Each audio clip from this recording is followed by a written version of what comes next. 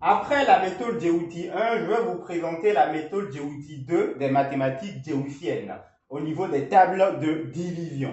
Donc, je vais prendre toujours la table de 3. Donc, table de 3. Donc, dans la méthode Djewuti 1, il suffisait simplement d'ajouter 1 au résultat précédent. Là, nous allons considérer le premier résultat comme le résultat de base, auquel nous allons à chaque fois ajouter en fait le chiffre 1 augmenté à chaque fois de lui-même. Je prends un exemple, donc la table de 3, donc 3 divisé par 3 est égal à 1. Donc le 1 va être le résultat de base.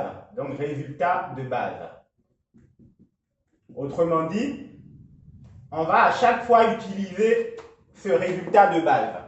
Donc ensuite, 6 divisé par 3, ça fait 1 plus 1, ce qui est égal à 2. Donc on a pris le résultat de base plus 1. 9 divisé par 3.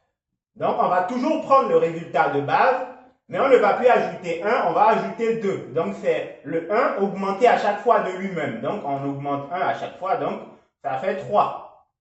Donc 12 divisé par 3. Donc toujours le résultat de base qui est 1. On ne va plus ajouter 2, mais on va ajouter 3, puisqu'on rajoute 1 à chaque fois. Donc, ce qui fait 4. Donc, 15 divisé par 3. Donc, toujours le 1 qui est le résultat de base. On ne va pas ajouter 3, mais 4, puisqu'on augmente à chaque fois de 1. Donc, ce qui fait 5. Et enfin, 18 divisé par 3. Donc, ça fait toujours 1 qui est le résultat de base, plus 5. Donc, ce qui donne 6. Donc, vous pouvez continuer jusqu'à l'infini. Donc, voilà une autre méthode simple pour apprendre de façon progressive et non de façon mécanique les divisions. Djewuti Olu, à la prochaine pour une autre vidéo.